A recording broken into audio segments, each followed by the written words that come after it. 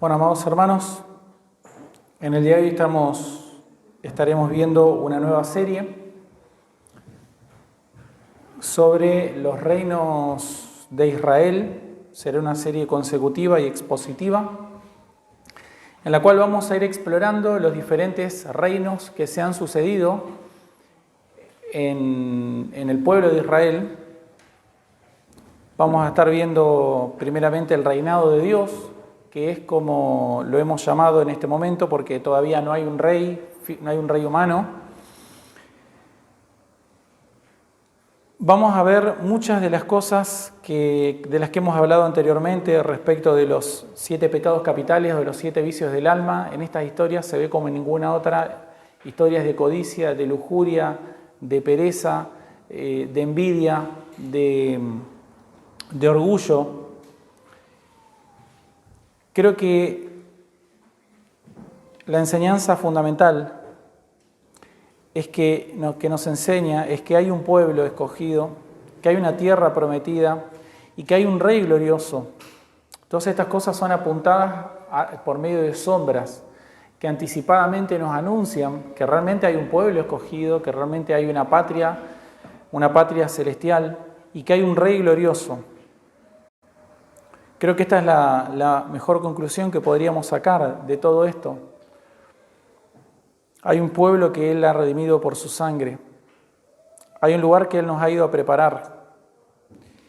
Y Él es el Rey legítimo, que tiene derecho y que va a hacer uso de su derecho definitivamente de reinar y gobernar. El texto de hoy nos habla de consagración y de confianza en el Señor. Que esa debe ser la respuesta. ¿Cuál debe ser la respuesta frente a una situación de adversidad? ¿Cuál debe ser la respuesta de un creyente verdadero cuando es azotado por una situación crítica en su vida, una situación de prueba? ¿Cuál debe ser la conducta, la actitud de un creyente? Lo que nos queda claro luego de leer esta historia es que la apuesta del creyente debe ser redoblar la confianza. El Señor no nos va a librar del dolor. Eso, amados hermanos, todo el mundo debe recordar eso. El Señor va a permitir que las aguas y va a permitir que las olas y que los vientos golpeen contra todas las casas, que toda casa que se vaya a levantar en este mundo va a recibir seguramente 3 cosas. Va a recibir agua, azotes del agua y va a recibir vientos muy fuertes que van a intentar tirar esa casa. Toda persona que camine por este mundo, eso es lo único seguro que puede esperar. Todos nosotros lo vamos a experimentar o lo estaremos experimentando en algún momento. Pero ¿cuál es la respuesta definitiva de todo creyente verdadero? La respuesta de todo creyente verdadero es la de consagrarse aún más a Dios. Es la de dedicarse aún más a Dios. Es la de redoblar su apuesta de fe en Cristo. Porque en definitiva, eso es lo único que tenemos. Si ustedes se ponen a pensar, es lo único que tenemos. Lo único que tenemos, lo único que va a perdurar es Cristo. Ninguna otra cosa va a perdurar en nuestra vida. Y esto es lo que las Escrituras constantemente nos vienen a recordar. Todo es pasajero, absolutamente todo lo que atesoramos, por lo que nos preocupamos, nos levantamos, nos ufanamos cada día, se va a esfumar de un segundo para el otro. Pero lo único que permanece para siempre es la fidelidad de Dios. Y hacemos bien en aferrarnos a ella. Hacemos muy bien, amados hermanos, porque no hay otro lugar de donde aferrarse. Todo lo demás son tablas que flotan en el océano. Tablas que flotan en el océano. Pero Cristo es el firme mástil que nos permite dormir confiado en medio de cualquier tormenta. Si Cristo está en el barco, se puede dormir confiado, muy confiado. Porque no hay ninguna manera de que las olas lo puedan hundir, ni aún las aguas del peor diluvio, ni aún las aguas del diluvio que puedan destruir absolutamente todo el mundo. El mundo entero puede ser destruido por el diluvio, pero alguien que se haya subido al arca puede dormir tranquilo. Es así el contraste de fuerte. Y eso nos recuerda las palabras de Ana de 1 Samuel 1:28. Dice: yo pues lo dedico también a Jehová. Todos los días que viva será de Jehová.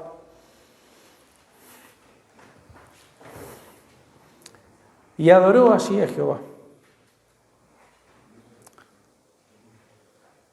Ella hablaba de esa manera de su hijo que había nacido recién, hacía un año. Perdón, no sabemos exactamente, pero posiblemente podría haber tenido menos de 3 años seguro, frente a toda adversidad. Esta mujer redobla la apuesta y dice: yo pues lo dedico también a Jehová, todos los días que viva será de Jehová. Y esta debe ser, amados hermanos, la declaración que todos nosotros debiéramos hacer, anhelar hacer en nuestro corazón. Yo lo dedico a Jehová, todos los días que viva será de Jehová. Ese debe ser el anhelo de nuestro corazón. Vamos a ver de los versículos 1 al 18, vamos a ver, podemos dividir este texto en 2 partes, del 1 al 18 y del 19 al 28. Los primeros 18 capítulos podríamos llamarlos la esterilidad y la consagración. Y los siguientes capítulos, del 19 al 28, podríamos llamarlos, o mejor dicho, yo le puse, obediencia y adoración. Obediencia y adoración. Del 19 al 28. Les tengo que confesar que no lo conocía realmente a este personaje tanto, o sea, sí lo conozco, por supuesto, pero no sabía realmente no lo conocía de esta manera, que lo pude conocer estudiándolo, que es el Cana. Vamos a leer el texto. Dice, 1 Samuel 1, vamos a leer del 1 al 18 vamos a leer, y luego vamos a leer la segunda parte.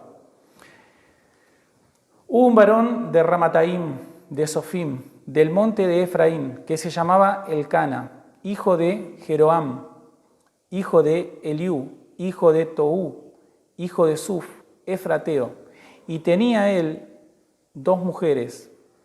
El nombre de una era Ana y el de la otra Penina. Y Penina tenía hijos, mas Ana no los tenía. Y todos los años aquel varón subía de su ciudad para adorar y para ofrecer sacrificios a Jehová de los ejércitos en Silo, donde estaban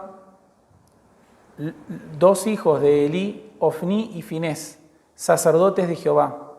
Y cuando llegaba el día en que Elcana ofrecía sacrificio, daba a Penina, su mujer, a todos sus hijos y a todas sus hijas, a cada uno su parte. Pero a Ana daba una parte escogida, porque amaba a Ana, aunque Jehová no le había concedido tener hijos. Y su rival la irritaba, enojándola y entristeciéndola, porque Jehová no le había concedido tener hijos. Así hacía cada año cuando subía a la casa de Jehová, la irritaba así, por lo cual Ana lloraba y no comía. Y Elcana, su marido, le dijo: Ana, ¿por qué lloras? ¿Por qué no comes? ¿Y por qué estás afligido? ¿Por qué está afligido tu corazón? ¿No te soy yo mejor que 10 hijos? Y se levantó Ana después de que hubo comido y bebido en Silo, y mientras el sacerdote Elí estaba sentado en la silla junto a un pilar del templo de Jehová, ella con amargura de alma oró a Jehová y lloró abundantemente, e hizo voto diciendo: Jehová de los ejércitos, si te dignares mirar a la aflicción de tu sierva y te acordares de mí, y no te olvidares de tu sierva, sino que dieres a tu sierva un hijo varón, yo lo dedicaré a Jehová todos los días de su vida, y no pasará navaja sobre su cabeza. Mientras ella oraba largamente delante de Jehová, Elí estaba observando la boca y solamente se movía, y sus labios y su voz no se oían. Elí la tuvo por ebria. Entonces le dijo Elí: ¿hasta cuándo estarás ebria diciendo? ¿Hasta cuándo estarás ebria, digiere tu vino. Y Ana le respondió diciendo, no, señor mío, yo soy mujer atribulada de espíritu, no he bebido vino ni sidra, sino que he derramado mi alma delante de Jehová. No tengas a tu sierva por mujer impía, porque por la magnitud de mis congojas y de mi aflicción he hablado hasta ahora. Elí respondió y dijo, ve en paz, y el Dios de Israel te otorgue la petición que le has hecho. Y ella dijo, halle tu sierva gracia delante de tus ojos. Y se fue la mujer por su camino y comió y no estuvo más triste. Vamos a leer hasta ahí solamente, luego vamos a leer la segunda parte. ¿Cuál es el contexto general de este texto para entenderlo? Debemos entender el contexto general y luego el contexto inmediato de Ana. El contexto general, históricamente estamos parados en una etapa que se llama la etapa de los jueces de Israel. ¿Sí?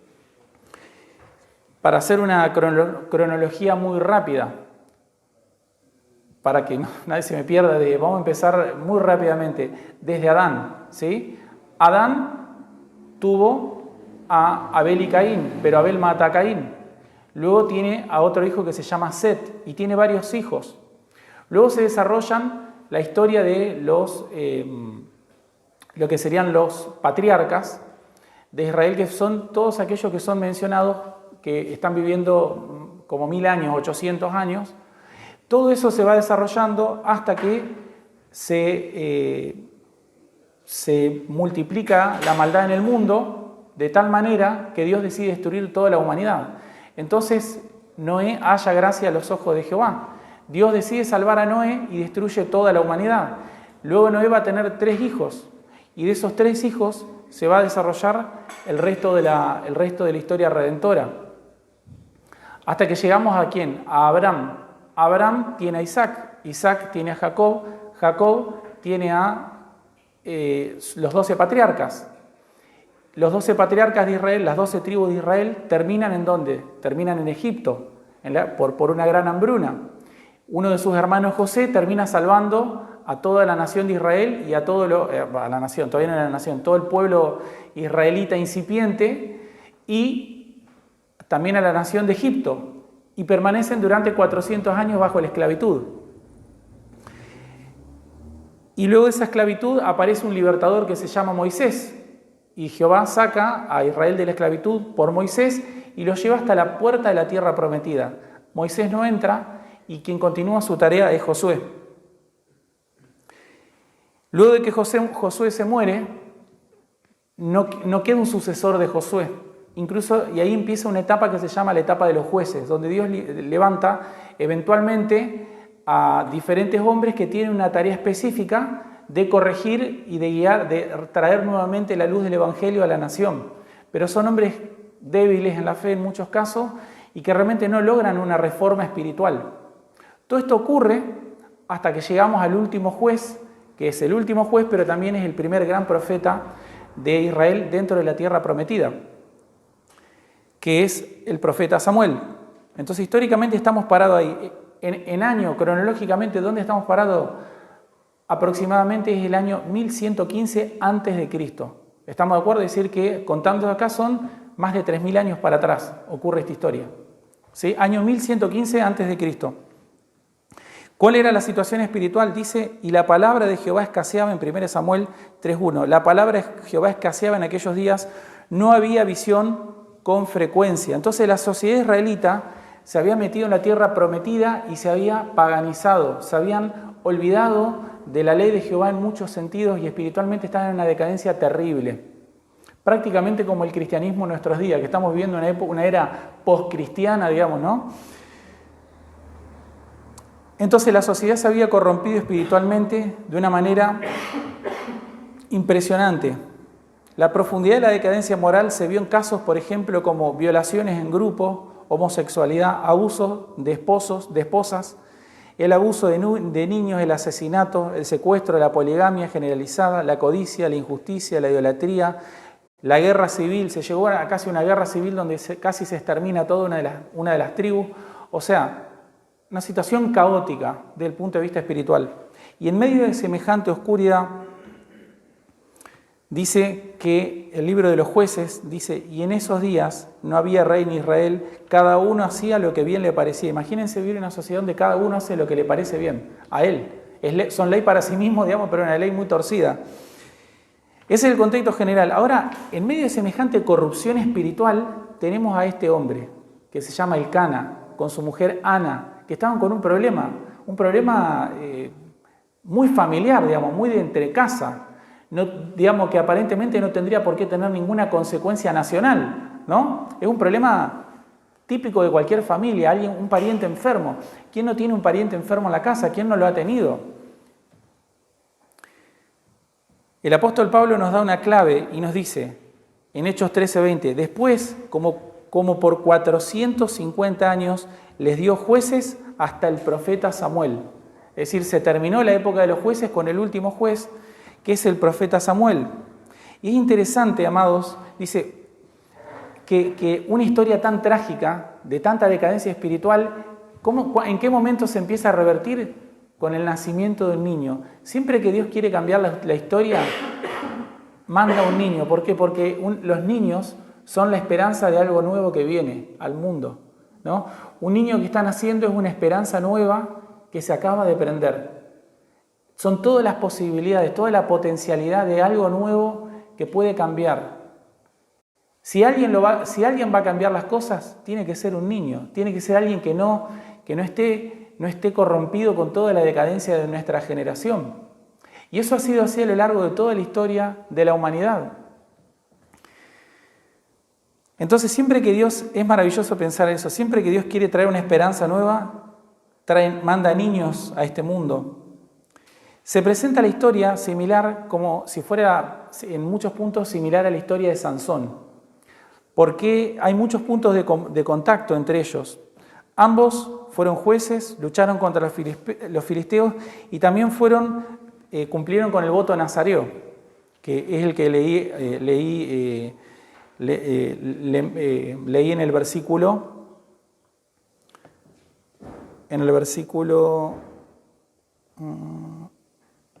11. E hizo voto diciendo, Jehová de los ejércitos, si te dignares a mirar la aflicción de tu sierva y te acordares de mí, no te olvidares de tu sierva, sino que dieres a tu sierva un hijo varón, yo lo dedicaré a Jehová todos los días de su vida y no pasará navaja sobre su cabeza. Son dos votos que se están cumpliendo. Hay un voto de dedicación, de consagración, pero además también un voto nazareo, que básicamente tenía que ver con ciertas normas rituales específicas para Israel, ¿no? No se tenía que cortar el pelo, no podía pasar cerca de los muertos. Tenía diferentes normas para cumplir con ese voto, pero tiene que ver con la consagración. La ciudad de la que se menciona, Ramataim, miren el versículo 1 de Sofim, del monte de Efraín, básicamente es lo que luego se menciona como Ramá. Es una ciudad bastante conocida desde el punto de vista bíblico. En el monte de Efraín. Esto nos indica que Elcana, hijo de Jeroam, hijo de Eliú, hijo de Tohu, hijo de Sof, Efrateo, eso nos indica que él era un levita. Básicamente él era de una de las 3 tribus de los que descendieron de Leví, que son los coatitas. Él era un levita, básicamente, que se dedicaba a tareas de servicio dentro del santuario. ¿Está? Así que básicamente este Samuel es un levita, por eso su madre lo puede consagrar para que se dedique a tareas santas dentro del templo. Si no fuera levita no se podría hacer semejante cosa. El nombre también es interesante, se llama Elcana, significa Dios ha creado. Y se menciona justamente, como les digo, que era efrateo. En el versículo 2 vemos algo llamativo, que es que Dios permite la poligamia. Versículo 2, y él tenía 2 mujeres, el nombre de una era Ana y el de la otra era Penina. La poligamia era algo que estaba extendido desde el punto de vista social. Incluso en Deuteronomio 21, del 15 al 17, hay una cierta admisión de la práctica de la poligamia, pero entendemos que este no es el modelo que las Escrituras nos obligan, nos imponen, sino que tiene que ver justamente con la dureza del corazón de los israelitas que se copiaron esta conducta. Recuerden, piensen que ellos estaban en medio de una sociedad muy perversa. Entonces la poligamia en realidad era una práctica admitida a causa de la dureza del corazón de ellos. Un teólogo muy conocido, que se llama Warren Wiersbe, dice: en muchos sentidos Elcana parece ser un hombre bueno y piadoso, excepto que tuvo 2 esposas. Aparentemente Ana fue su primera esposa y cuando ella resultó estéril, se casó con Penina para poder tener una familia. No sabemos por qué Elcana no esperó en el Señor y confió en Él para llevar a cabo su plan. Pero incluso Abraham se casó con Agar. Jacob terminó con 4 esposas y el divorcio no estaba prohibido por la ley judía. El plan original de Dios era que un hombre se casara con una mujer para toda la vida. El nombre de la segunda mujer era Penina. Y vean que siempre la Biblia nos muestra que hay un conflicto, siempre que hay un hombre que no espera en Jehová y que decide tomar las riendas por su propia cuenta, siempre hay problemas en la familia, siempre perjudica a la familia. Es decir, no se puede esperar que un acto de desobediencia no termine perjudicando a la familia. Siempre lo va a hacer, siempre va a traer dolor y causar conflicto dentro de la casa. Ahora es interesante y es llamativo ver que se menciona un contraste. Versículo 2, y él tenía 2 mujeres, el nombre de una era Ana y el de la otra Penina. Penina tenía hijos, mas Ana no los tenía. Y este conflicto nos empieza a introducir en el conflicto. Ese mas Ana o pero Ana no los tenía, justamente nos está mostrando cuál es el foco del conflicto. Aún así, vemos la actitud de este hombre, de Elcana. Dice en versículo 3, todos los años aquel varón subía de su ciudad para adorar y ofrecer sacrificios a Jehová de los ejércitos en Silo. Ahora, ¿qué enseña esta actitud de Elcana del versículo 3? Nos impresiona y nos llama la atención ver un hombre piadoso que guardaba las fiestas anuales en medio de un contexto de paganismo y de idolatría. Y vemos justamente que menciona primero que él va a adorar. Los israelitas muchas veces llevaban los sacrificios al altar, pero no buscaban adorar al Señor. Eran unos hipócritas, pero acá la Biblia nos dice, remarca la actitud de Elcana.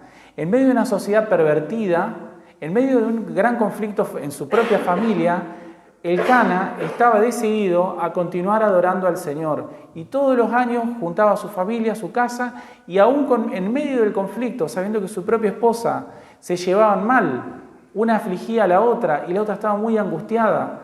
Aún así él jamás dijo, bueno, ¿sabes qué? No se puede más así. No vamos a ir a Silo a adorar a Jehová. No. Él podría haber pensado, miren a quienes nos menciona en el versículo 3. Todos los años aquel varón subía de su ciudad para adorar y para ofrecer sacrificios a Jehová de los ejércitos en Silo, donde estaban 2 hijos de Elí, Ofni y Finés, sacerdotes de Jehová. Ya la Biblia nos va introduciendo y nos va mencionando estos 2 personajes que son personajes nefastos.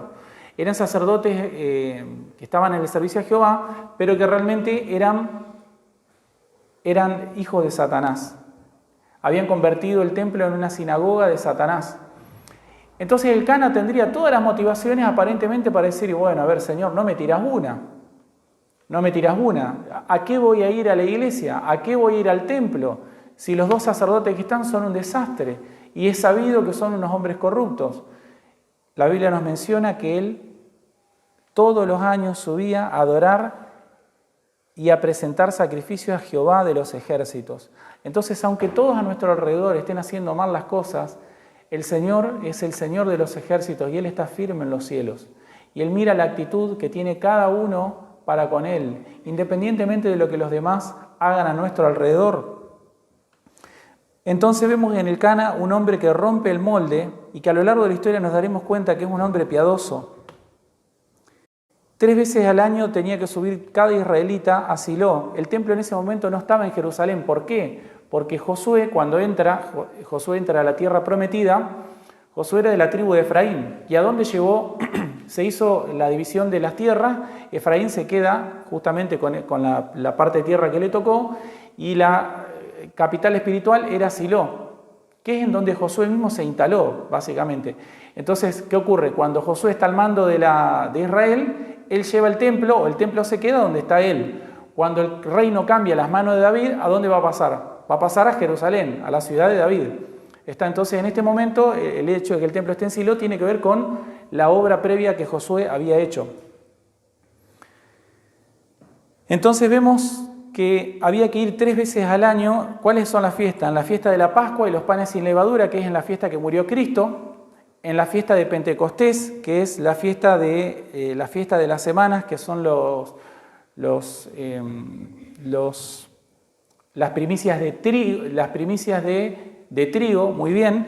Y la tercera fiesta son las fiestas de los tabernáculos. 3 veces al año había que ir y nos muestra que el Cana era un hombre que guardaba la ley de Jehová.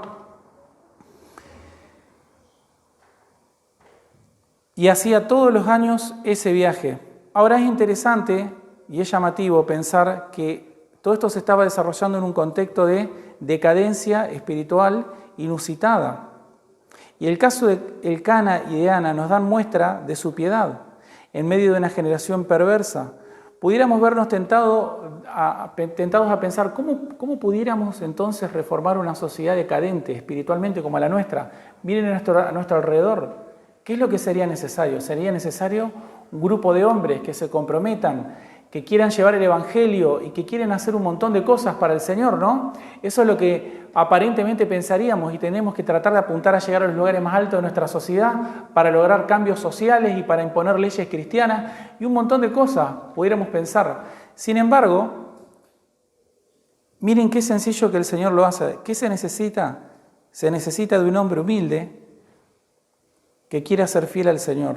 No se necesita de muchas cosas. Se necesita de un hombre humilde y fiel al Señor, que no se corrompa en medio de la sociedad que lo rodea.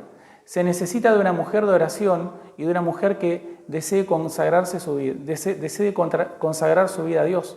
O sea, ¿qué es lo que se necesita? Se necesita de una familia temerosa de Dios, que quieran consagrar su vida, sus frutos, los frutos de ese matrimonio que son los hijos, al Señor. Estas son las cosas que Él utiliza: fidelidad a su palabra, oración, consagración y humillación, que es lo que vamos a ver en la historia de Ana y de Elcana. Por anónimos y comunes que puedan haber sido, Dios los utilizó para cambiar los cimientos espirituales de una nación entera, corrompida. Imagínense. Entonces, ¿qué podríamos concluir hasta acá o ir concluyendo? Que es que el ejemplo de oración de Elcana, de oración de Ana y el nacimiento de Samuel nos enseñan que hay que dedicarse por completo a Dios. Ese tiene que ser el deseo y el interés de nuestro corazón.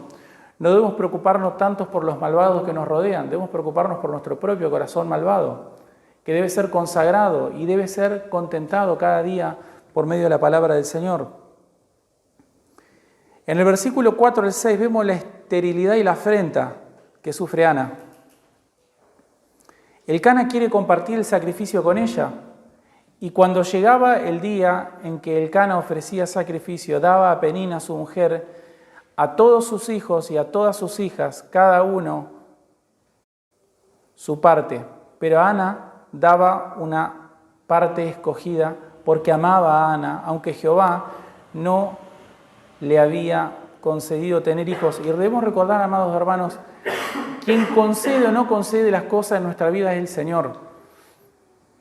Quien nos da salud y quien nos puede quitar la salud es Dios.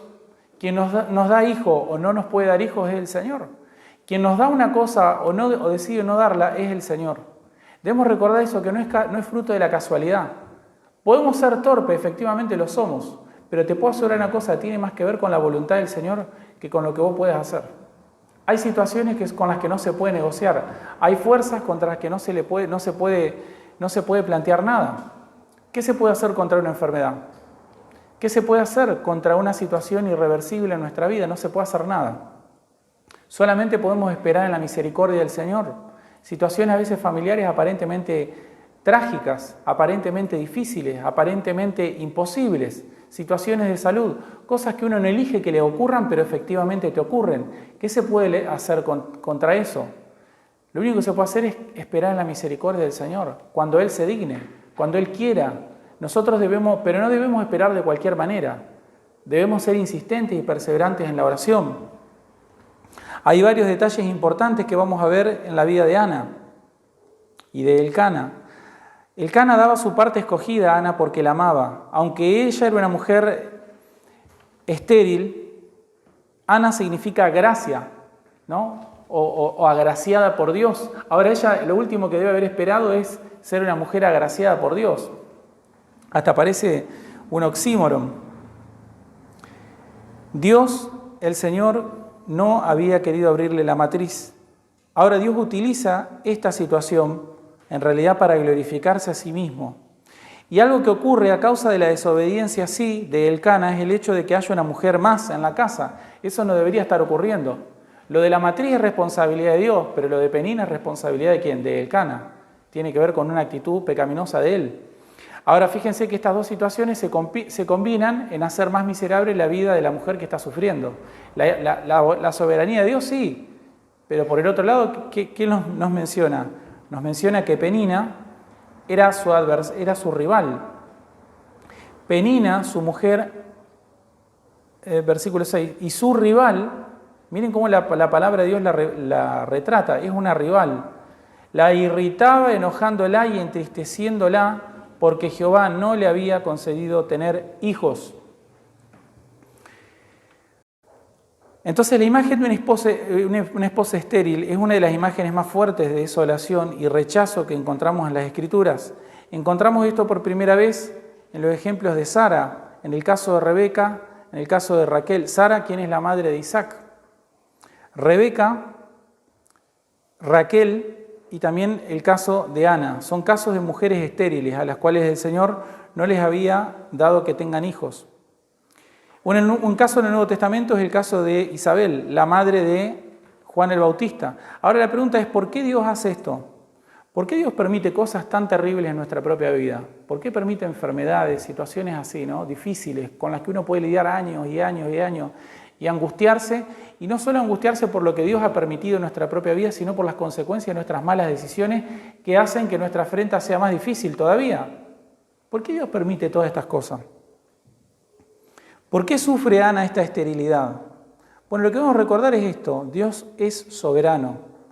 Dios es soberano. Cuando esto se le preguntó a Jesús en Juan 9, sus discípulos le preguntaron si había un hombre que era ciego de nacimiento, y le preguntaron si era porque había pecado el chico o porque los padres habían pecado, en el versículo 3, Juan 9:3. Jesús responde: ni éste pecó ni sus padres, sino que fue para que las obras de Dios se manifiesten en él. Entonces lo que Jesús quiere decir es que Dios había creado una condición previa para que cuando Él mismo la aliviara, nuevos pensamientos y nueva gloria brotaran para su propio nombre, y la gente entendería más la misericordia, la gracia y el poder de Dios de lo que jamás lo había podido entender sin esa aflicción presente en sus vidas. ¿Se entiende? Entonces Dios permite, en realidad, como cantábamos hoy, Dios permite nuestros dolores para santificarnos y para glorificarse Él. Él permite nuestros dolores, ¿para qué? Para santificarnos, para que vayamos a Él. ¿Por qué? ¿Sabes por qué Dios permite todas estas cosas en tu vida, hermano? Cosas que aparentemente no pueden cambiar. Por más de que haces lo que quieras hacer, no se puede salir de ese estado, de esa situación, no se puede cambiar esa situación familiar, no se puede cambiar esa situación de salud, no se puede cambiar. ¿Por qué Dios permite eso? ¿Por qué Dios permite nuestros dolores? Dios lo permite para santificarnos y para glorificarse Él. Dios no permite nuestros dolores como obstáculos o circunstancias para que alberguemos amargura, resentimiento, falta de fe en nuestro corazón. Muchas veces convertimos nuestra esterilidad en amargura. Dios nos da esterilidad para que cuando se la devolvamos a Él en oración, a su vez Él pueda guiarnos a una solución que de otro modo nunca hubiéramos encontrado, una respuesta mayor de la que jamás hubiéramos soñado. Entonces, ¿por qué Dios permite todas estas cosas? Para que se la devolvamos en oración, para humillarnos. Pero ¿qué ocurre? Como nuestro corazón no se quiere humillar, ¿qué hace? Alberga amargura contra Dios, alberga enojo, alberga resentimiento. Pero eso es porque no te querés humillar. La situación no te humilla suficiente. Debiéramos pensar que sí. Entonces ¿Por qué no nos humillamos bajo la poderosa mano de Dios? Para que Él nos exalte cuando sea tiempo. Entonces nuestra amargura hacia Dios habla más de nuestro orgullo que de la tiranía de Dios. Porque las soluciones están en la mano del Señor, porque nada hay imposible para Él. Pero sí es imposible para un corazón resentido. La pregunta es, ¿estamos experimentando algún tipo de esterilidad? ¿Sí o no? Si la respuesta es sí, entonces, amado hermano, tenés un motivo para presentar delante de Dios. Tienen motivos para presentar delante del Señor, para que Él sea glorificado. Para que Él sea glorificado y para que vos seas humillado. Para que recuerdes todos los días de tu vida que sos un ser absolutamente débil, frágil, pasajero, total y completamente pasajero, que cuando te mueras, al poco tiempo o a los años, nadie más se va a acordar de vos. Y nadie más se va a acordar de la gente que se acordaba de vos. Así de pasajeros somos. Entonces, cuando el Señor permite los dolores en nuestra vida, permite situaciones familiares, permite situaciones económicas, permite situaciones de salud, permite situaciones de las más raras que nos podamos imaginar, es para que se las devolvamos a Él en oración. Es para que nos quebrantemos delante de Él y reconozcamos nuestra pequeñeza y nuestra absoluta necesidad de Él. Es duro esperar, y miren los versículos 7 y 8. Así hacía cada año. Cuando subía a la casa de Jehová la irritaba, así por lo cual Ana lloraba y no comía. Por supuesto que el dolor, por supuesto, amados, el dolor muchas veces va a ser eso, no queremos comer del sacrificio. Puede afectar nuestra vida espiritual en muchos casos. Estas aflicciones no son fáciles, son muy duras. Si son tan duras, muchas veces ocurre eso. Nuestra vida devocional puede verse afectada. Nuestra búsqueda del Señor puede verse interrumpida en algún punto. Vamos a ir al templo del Señor, pero no vamos a comer deleitosamente. Vamos a estar angustiados en su presencia. Entonces, nuestra vida devocional puede ser que en algún punto se vea dificultada, pero no se va a detener si seguimos rodeados de hombres fieles y de mujeres fieles. Estar rodeado de hombres fieles y de mujeres fieles es una garantía de que cuando no tengas ganas de ir a la casa de Jehová, esa persona que está a tu lado te va a decir, vamos a adorar a Jehová. No te olvides del sacrificio del Señor, hay que ir a presentarlo. Son los panes sin levadura, tenemos que glorificar al Señor. Busquemos en la casa y quitemos toda la levadura. Hay que consagrarse. ¿Sí? Eso es lo maravilloso, amados hermanos. Estar rodeado en momentos de pruebas de otros amados creyentes, de hombres que no se olvidan o mujeres que no se olvidan de la oración, no se olvidan del sacrificio a Jehová. Esa es la gracia y la misericordia del Señor en nuestras vidas. Se manifiesta en otros que nos recuerdan la necesidad de orar constantemente, año a año, aunque la desgracia de nuestra vida no se haya corrido. Esas personas nos van a alentar a seguir adorando a Jehová, no olvidarnos de sus promesas, a recordarnos que Jehová es Jehová de los ejércitos. Pueden pasar años, pueden pasar décadas, puede pasar mucho tiempo de que vivamos así, siendo angustiados, siendo agraviados por otros, siendo golpeados por alguna situación. El Señor puede permitirlo durante todo el tiempo que Él lo desee. Ahora veamos cuál es la actitud que debemos tener. Versículo 9 al 11. Perdón, no me quiero saltear. El 8, en el 8, Elcana, versículo 8, Elcana, su marido le dijo, Ana, ¿por qué lloras?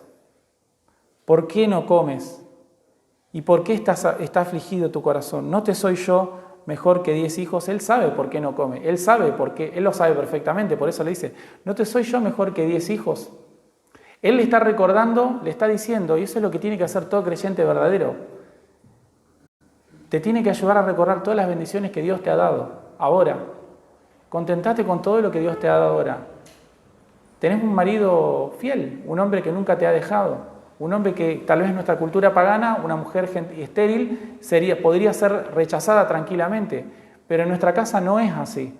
Entonces vemos esto, ¿no? Todo creyente verdadero cuando está firme en la fe tiene que recordar. Pero miren que no es un reproche fuerte. No es un reproche fuerte. Este es un marido piadoso que está queriendo consolar a su esposa. No está siendo duro y áspero con ella. Y esto es una lección para todos nosotros. Para todos los maridos es una lección. No hay que ser áspero con nuestra esposa, como vemos el caso de Elcana. Él está recordando a ella las bendiciones que ahora sí tiene. Le está llamando al contentamiento cristiano. Pero yo te puedo llamar mucho al contentamiento cristiano. Puedes tener a un hermano muy fiel al lado que te diga, mirá todas las bendiciones que Dios te está dando. Pero aún así, ¿qué ocurre? Nuestro corazón se duele mucho a veces. Somos débiles. Podemos llegar a dolernos mucho por ciertas situaciones. Aun cuando alguien te recuerde lo que es cierto, también es cierto lo que yo estoy viviendo y la situación que estoy pasando. Y nadie me la va a contar a mí, porque yo lo estoy viviendo. Entonces es necesario a veces que un creyente verdadero nos recuerde las verdades del Señor, pero no es suficiente. Es necesario, pero muchas veces no va a ser suficiente. También tiene que haber vemos que también después de esta reflexión o de este contentamiento que el Cana le hace a su mujer, vemos qué es lo que ella hace. Miren lo que hace.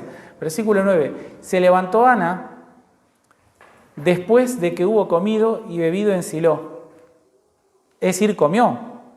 Ella no comía, pero era cuando el marido le recuerda las bendiciones que sí tiene, la llama al contentamiento. ¿Ella qué hace? Se sienta a comer. Y se levantó Ana después de que hubo comido y bebido en Silo. Y mientras el sacerdote Elí estaba sentado en una silla junto al pilar del templo de Jehová, ella, con amargura de alma, oró a Jehová y lloró abundantemente. E hizo voto diciendo, Jehová de los ejércitos, si te dignares mirar la aflicción de tu sierva, y te acordares de mí, y no te olvidares de tu sierva, sino que dieres a tu siervo un hijo varón, yo lo dedicaré a Jehová todos los días de su vida, y no pasará navaja sobre su cabeza.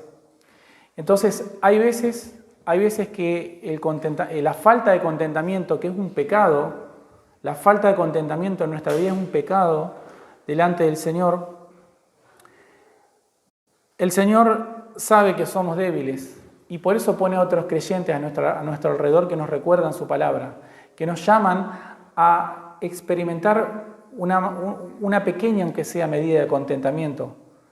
Aunque sea, y que es un poco lo que ella hace, uno nunca puede, cuando uno está en una situación de amargura, de sufrimiento, aunque alguien venga y te diga, pero mira todas las cosas que Dios te ha dado. Uno no dice, sí, ¿sabes qué? La verdad es que tenés razón. Vamos a comer y no se te va a pasar así, nunca pasa así. Cuando uno está sufriendo por algo que realmente te hace doler el espíritu, por algo que realmente te amarga el corazón, y viene otro y te recuerda las bendiciones que Dios sí te ha dado para que te contentes en ellas, uno nunca pasa de la amargura más profunda al gozo exultante. Uno nunca pasa eso. Lo mejor que se puede hacer, lo mejor que podemos hacer es pasar de ese estado de amargura a por lo menos continuar en la comunión con nuestros hermanos en Cristo y ir experimentando, por así decirlo, una salida progresiva de ese estado. Entonces pasa de la amargura de no querer comer a decir, bueno, tenés razón, me voy a sentar y vamos a comer, vamos a adorar al Señor. Y se levanta luego de ahí y ¿qué hace? No se va exultante, no, se va a llorar delante del Señor. Se va a llorar delante del Señor y me encanta porque ella lo que está haciendo, miren esto, se levantó Ana después de que hubo comido y bebido en Silo y mientras el sacerdote Elí estaba sentado en una silla junto a un pilar en el templo de Jehová, ella con amargura de alma oró a Jehová y lloró abundantemente. E hizo voto diciendo, Jehová de los ejércitos, si te dignares a mirar la aflicción de tu sierva y te acordares de mí, y no te olvidares de tu siervo, sino que dieres a tu siervo un hijo varón, yo lo dedicaré a Jehová todos los días de su vida, y no pasará navaja sobre su cabeza. Ella posiblemente, al dar este voto, ella se está acordando de las mujeres del pasado. Ella sabe que no es la única mujer estéril en Israel. Conoce perfectamente la historia de conoce perfectamente la historia de Sara, la historia de Rebeca, la historia de Sansón, de la madre de Sansón. Sabe que otras mujeres pasaron por esa situación y sabe muy bien que el Señor es fiel, que si el Señor lo determinare, en cualquier momento la voluntad de Dios puede cambiar todo, para siempre. Entonces ella se humilla delante del Señor y vemos, amados hermanos, que posiblemente, y que esta actitud que ella está teniendo de levantarse a orar y luego lo que hace después de que la oración es contestada, porque está el famoso canto de Ana que lo veremos el domingo que viene, se nota que esta es una mujer de oración. Amados, no debemos pretender que Dios te conteste a la primera que te pones a orar. No, van a pasar muchos años de oración.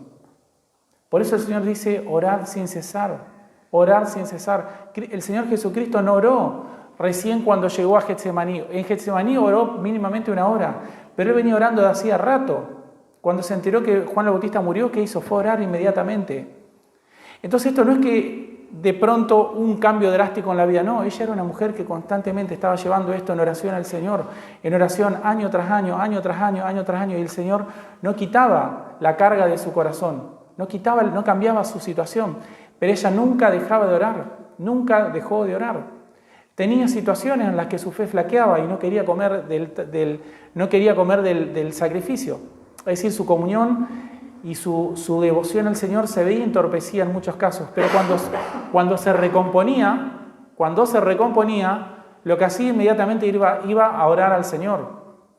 Entonces vemos una persona sujeta a pasiones similares a las nuestras, que también pasamos por esas situaciones, cuando nos vemos aparentemente confrontados por algo imposible, por algo muy difícil en nuestra vida, por algo muy doloroso, por una situación muy irreversible, por una situación que aparentemente es muy difícil de que cambie. ¿Qué debemos hacer? Lo que hizo Ana. Recibir la corrección, la exhortación, el ánimo que recibimos de parte de otro creyente que nos anima a la fe y ir dando pequeños pasitos. No serán grandes zancadas, no va a ser un garrochazo, pero van a ser pequeñas cosas que sí tenemos a nuestra mano. Podemos comer porque estamos en presencia de Jehová en el templo. ¿Y qué otra cosa puede hacer una persona? ¿Qué otra cosa más a la mano tenemos que la oración? Eso es lo que más a la mano tenemos siempre. Y ella fue y oró y quiso consagrar y consagró su hijo al Señor. Mientras oraba ocurre una situación extraña. El sacerdote Elí, mientras ella oraba largamente delante de, versículo 12, delante de Jehová, Elí estaba observando la boca de ella, pero Ana hablaba en su corazón y solamente se movían sus labios y su voz no se oía. Elí la tuvo por ebria. Entonces le dijo Elí, ¿hasta cuándo estarás ebria? Digiere tu vino. Y Ana le respondió, diciendo, no, Señor mío, yo soy una mujer atribulada de espíritu. No he bebido vino ni sidra, sino he derramado mi alma delante de Jehová. No tengas a tu sierva por mujer impía, porque por la magnitud de mis congojas y mi aflicción he hablado hasta ahora. Elí respondió y dijo, ve en paz, y el Dios de Israel te otorgue la petición que le has hecho. Y ella dijo, halle gracia delante de tus ojos, halle tu sierva gracia delante de tus ojos. Y se fue la mujer por su camino, miren lo que dice, y comió y no estuvo más triste. Entonces, esa debe ser la respuesta de la adoración, amados hermanos. Cuando vamos a orar al Señor, debemos orar una y otra vez. Posiblemente en el momento nos levantemos y no estemos más tristes, pero luego la situación todavía no se resuelva. Seguramente esta no fue la primera vez que ella que no se levantó más triste, pero volvió a estar triste nuevamente cuando volvió a encontrarse que la situación no cambió. Y así puede ser durante muchos años, año tras año, hasta que, ocurre este caso en particular, que justo Elí, al verla que estaba aparentemente ebria, le dice que se haga conforme a lo que has pedido. Entonces ella hace un juego de palabras, porque su nombre Ana significa agraciada. Entonces ella dice que halle yo gracia a tus ojos, que tu sierva halle gracia. Proverbios 13:12 dice, la esperanza que se demora es tormento del corazón, pero árbol de vida es el deseo cumplido. Así dice Proverbios 13:12, la esperanza que se demora es tormento del corazón, pero árbol de vida es el deseo cumplido. Entonces ella se fue, glorificando al Señor y deseando hallar gracia a los ojos del sacerdote de Jehová. Y no se fue y no estuvo más triste, es decir, finalmente se contentó con lo que Jehová le había dado, y aunque se va sin recibir lo prometido, ella se va mirándolo, deseando, saludándolo, sabiendo que el Señor es fiel. Aunque ella se va sin recibir lo prometido, no lo recibió, pero se va con una promesa. Y eso basta para cualquier creyente verdadero, amados hermanos. Eso es lo que debemos hacer nosotros, atesorar las promesas de Dios en nuestro propio corazón, confiar en Él, porque es lo único que tenemos. Vemos por último versículo 19 al 28. Esta parte es un poco más rápida. Vemos adoración y cumplimiento de los versículos 19 al 20.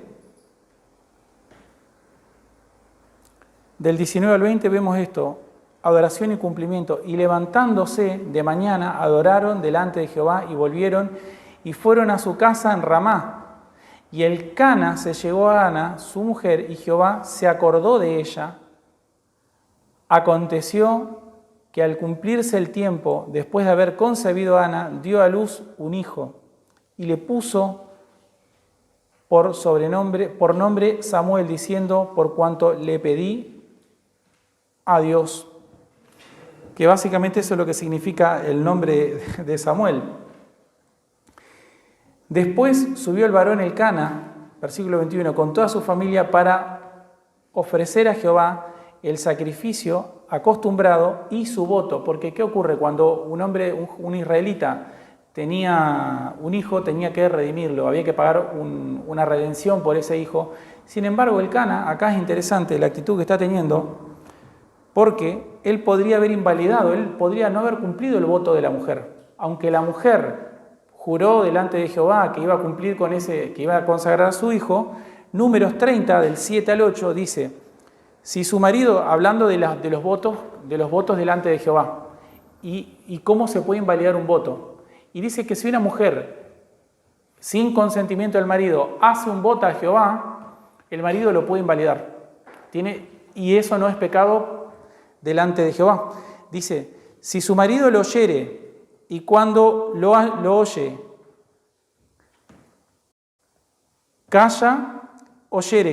callare a ello, los votos de ella serán firmes y la obligación con que ligó su alma firme será.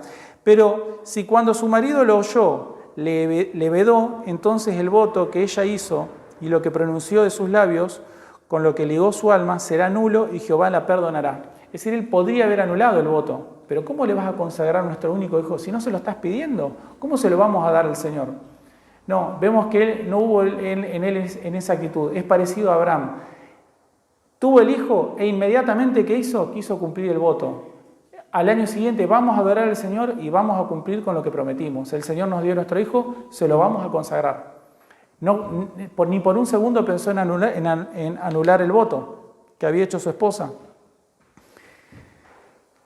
Versículo 22. Pero Ana no subió, sino dijo a su marido: yo no subiré hasta que el niño sea destetado, para que lo lleve y sea presentado delante de Jehová y se quede allá para siempre.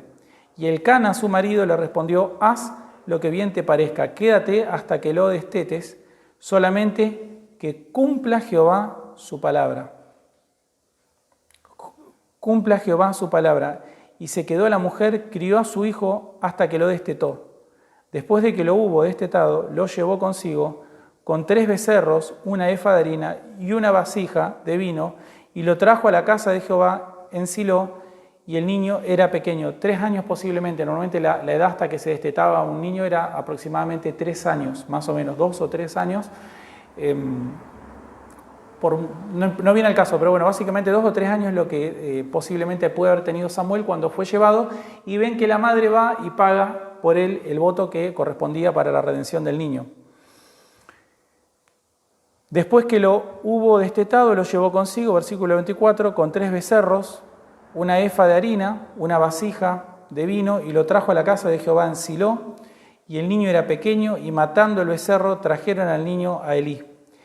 Y ella dijo: oh Señor mío, vive tu alma, Señor mío, yo soy aquella mujer que estuvo aquí junto a ti orando a Jehová.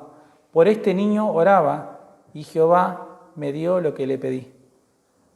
Yo pues le dedico también a Jehová. Yo pues lo dedico también a Jehová. Todos los días que viva será de Jehová, y adoró allí a Jehová.